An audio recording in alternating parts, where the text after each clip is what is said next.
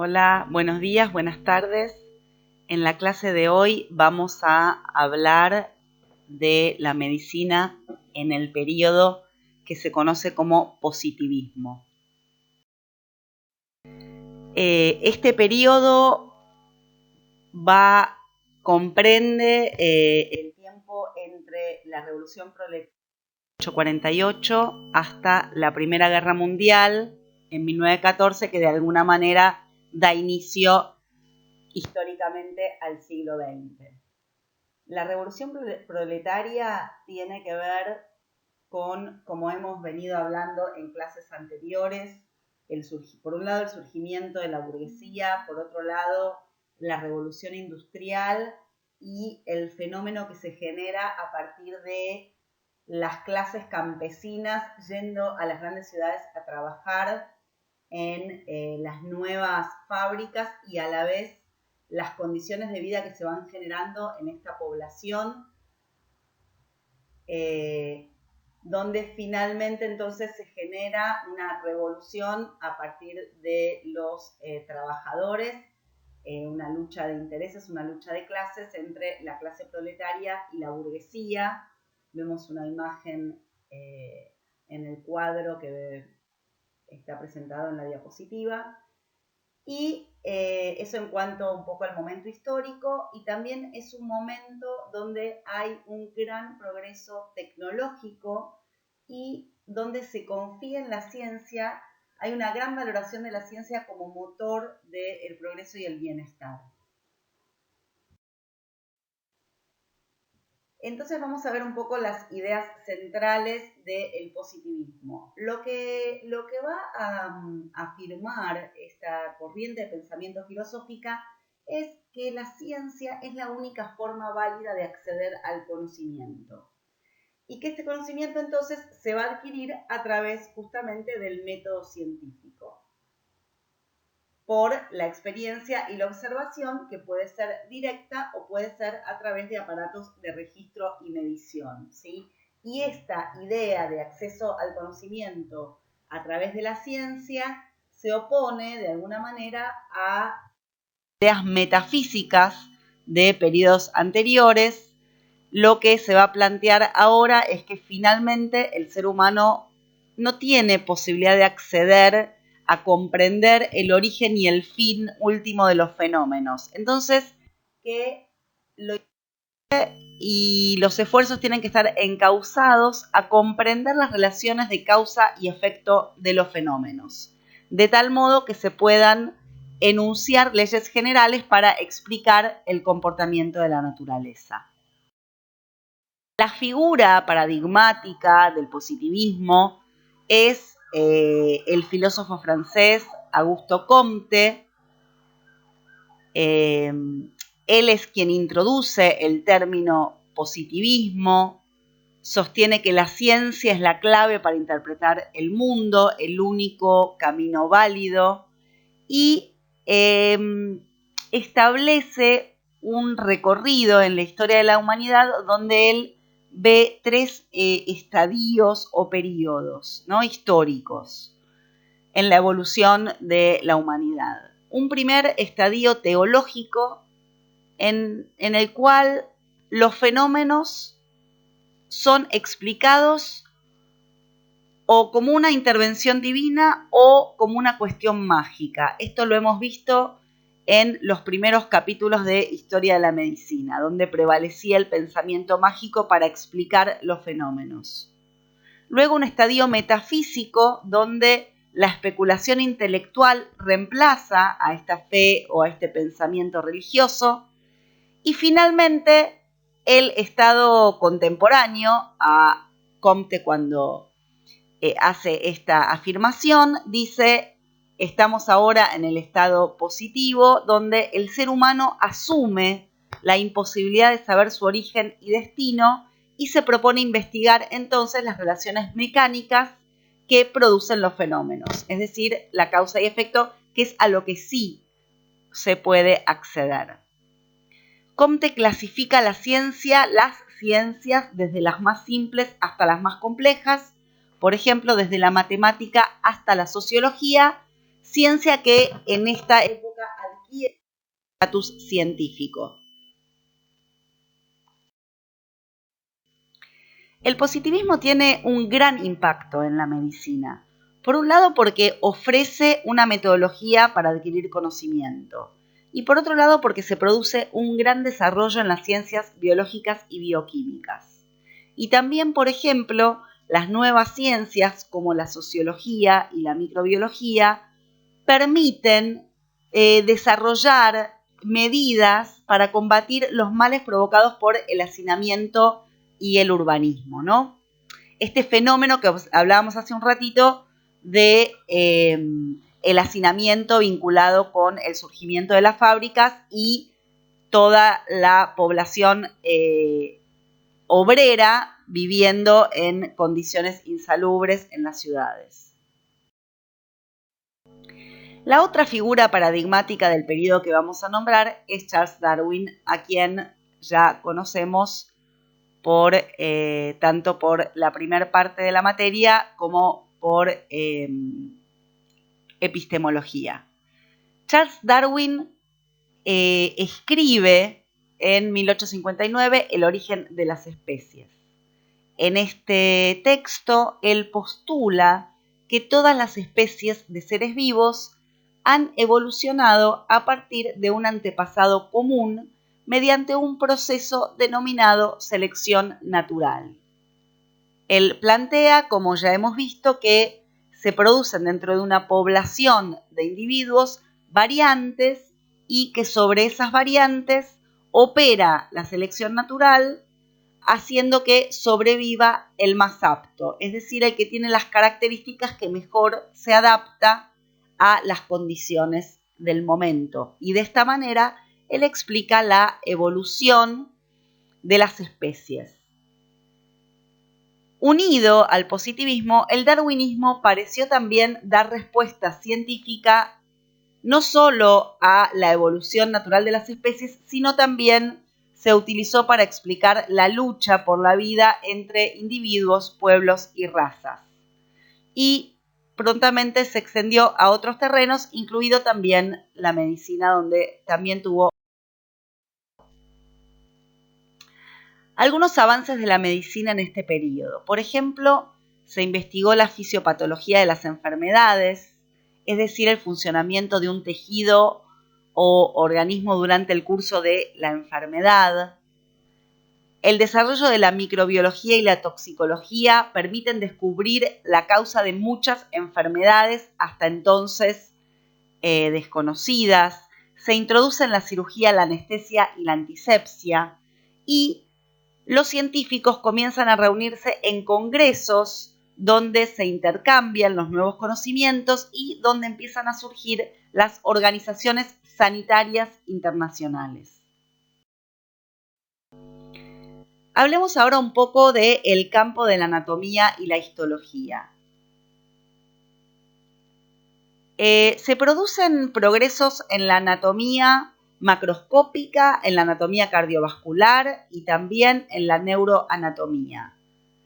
Haeckel postula la ley biogenética fundamental, que es la ontogenia recapitula la filogenia, es decir, que a través del modo en que evolucionan los embriones podemos dar cuenta del modo en que han evolucionado las especies. Si ven allí en la imagen, se ve cómo en un estado más primario los embriones de las distintas especies son muy similares, ¿no? Esta idea entonces es que la ontogenia, es decir, el desarrollo del embrión, recapitula, reproduce, ilustra la filogenia, el desarrollo de las especies. También la teoría de la evolución de Darwin permite explicar la existencia de algunos órganos para los que no se conocía función, como el apéndice, y la técnica microscópica que ya vimos que se empieza a desarrollar en periodos anteriores, permite avances en el campo de la histología y de la citología, es decir, la citología, las células, la figura importante. La primera figura que vamos a mencionar en este campo es el alemán Rudolf Virchow. Virchow estudió medicina en Berlín, fue discípulo de Johann Müller.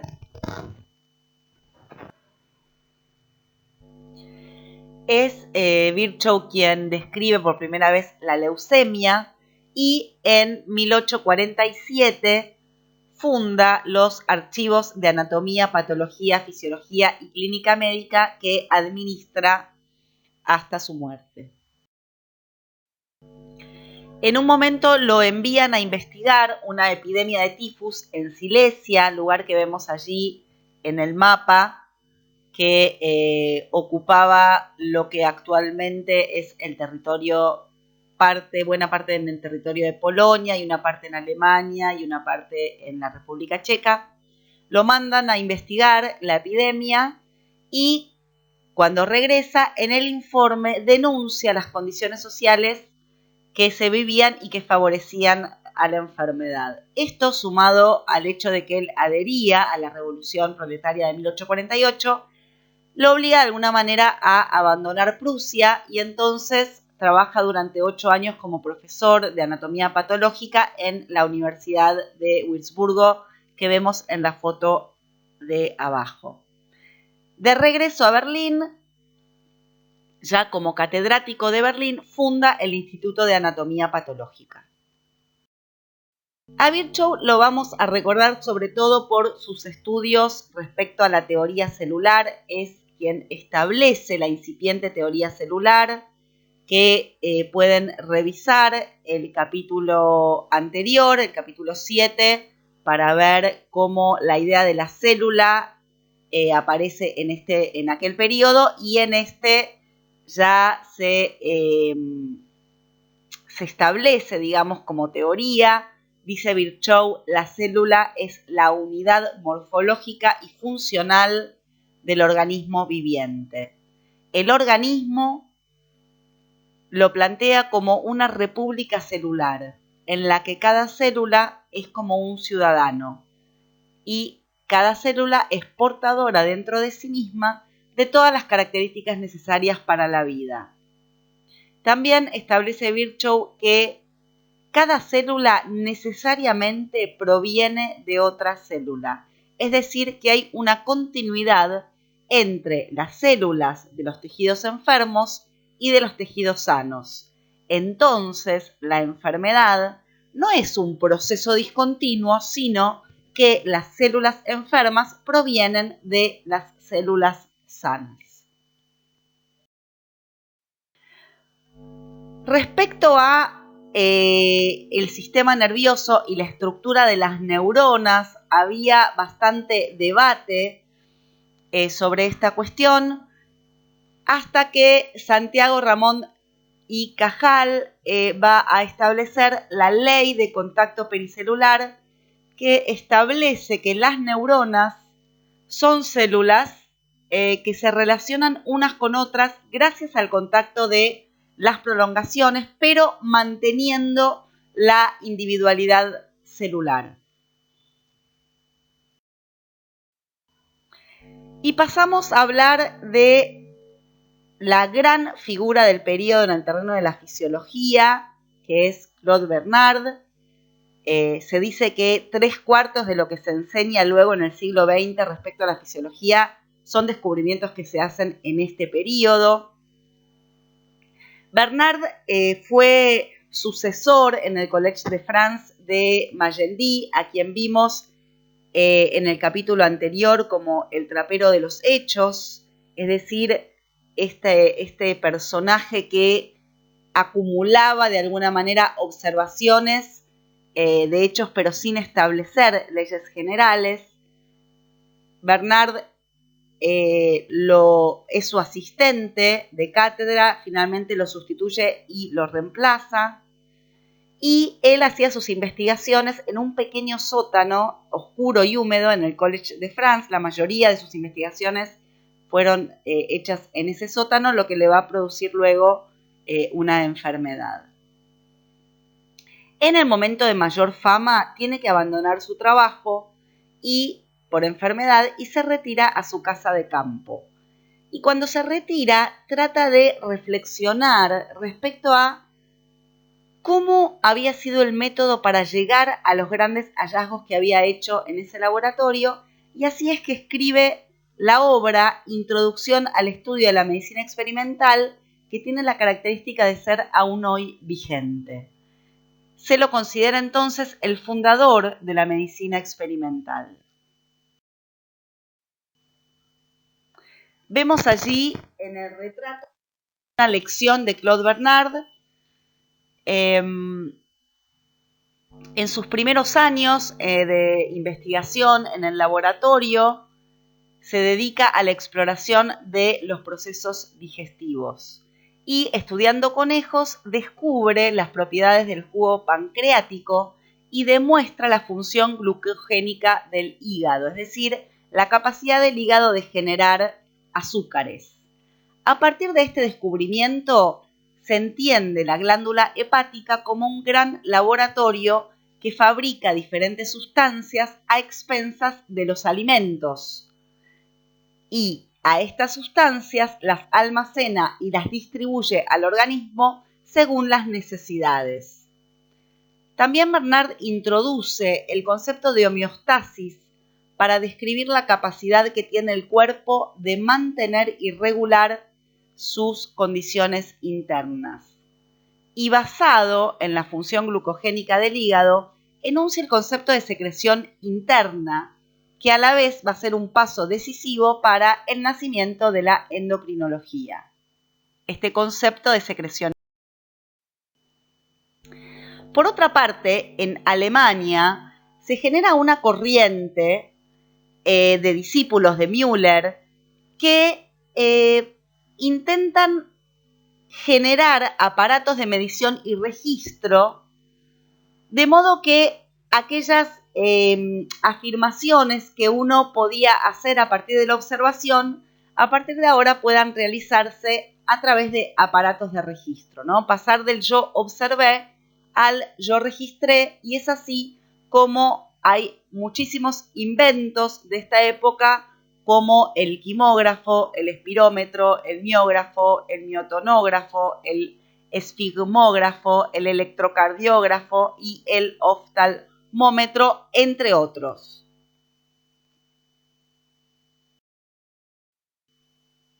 En el campo de la endocrinología se develan las funciones de la hipófisis. Por ejemplo, su vinculación con el crecimiento, sus efectos antidiuréticos y su relación con otras glándulas de secreción interna. También un avance importante en esta época del positivismo es que se establece la relación de ciertas enfermedades con carencias alimentarias. Por ejemplo, el beriberi, el raquitismo, el escorbuto, se establece su relación con carencias alimentarias, y a la vez en este proceso se crean los conceptos necesarios para explicar este fenómeno, por ejemplo, los conceptos de aminoácido esencial y de vitamina. Y de alguna manera se le da un soporte teórico a la observación empírica que, por ejemplo, ya hemos visto en capítulos anteriores, que Jane Lind investigando el escorbuto en las poblaciones marítimas, digamos, entre los marineros. Él había tenido la intuición, la hipótesis de que podía tener que ver con una carencia alimentaria, y después de probar distintos alimentos se da cuenta que los marineros que consumían cítricos no se enfermaban, ¿no? Entonces, esto ocurrió en el Barroco. En este periodo es cuando se va a poder explicar científicamente cuál es el fenómeno, ¿no? La falta de la vitamina C.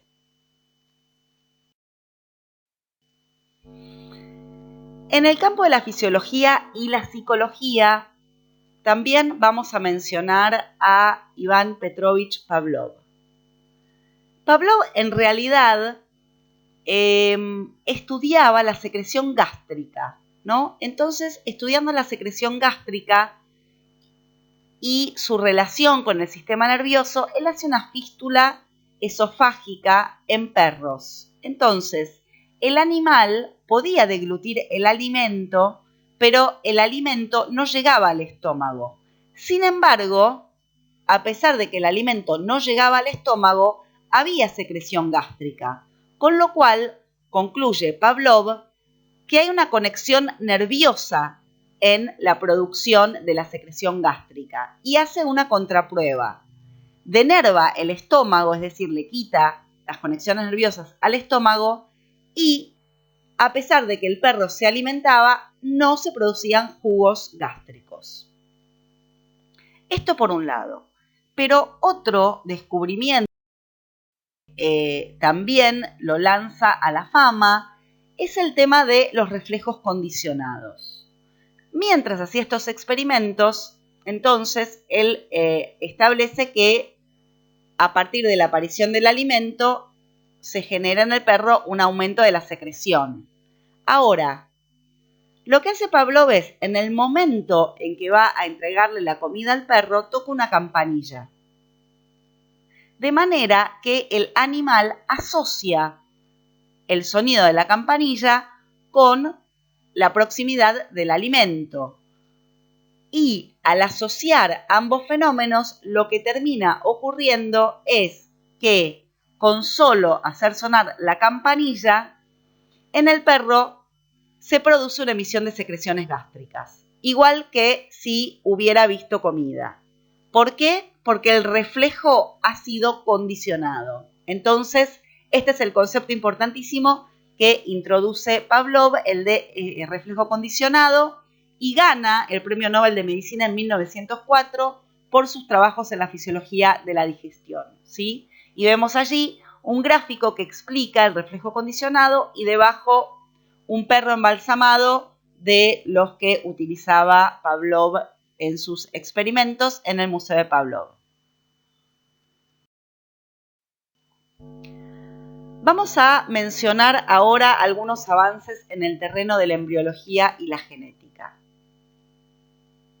En primer lugar, Kolliker en 1841 demuestra que los espermatozoides, lejos de ser animalículos alojados en los testículos como había sostenido Leeuwenhoek, son células y que se necesita su presencia en el líquido seminal para que éste sea fecundante.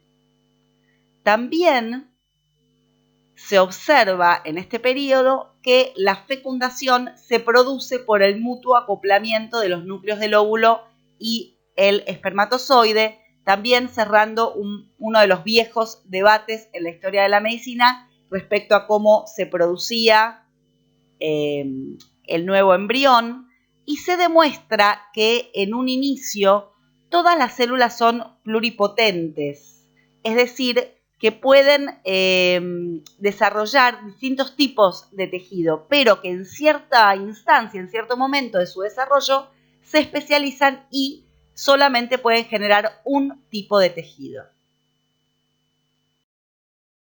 En este periodo, otra figura central es el monje y científico Gregor Mendel, a quien también ya hemos estudiado antes, que logra responder a la pregunta de por qué los hijos se parecen a sus padres y cómo se heredan los caracteres. A diferencia de otros investigadores, Mendel, en lugar de considerar el conjunto de los caracteres hereditarios como una unidad indivisible, es decir, como algo que no puede distinguirse, como algo que viene todo junto, la carga de hereditaria viene indivisible. Lo que la genial idea de Mendel es lograr aislar los caracteres de a pares, ¿no? Entonces, él hace sus experimentos en su huerta con cultivos de guisantes.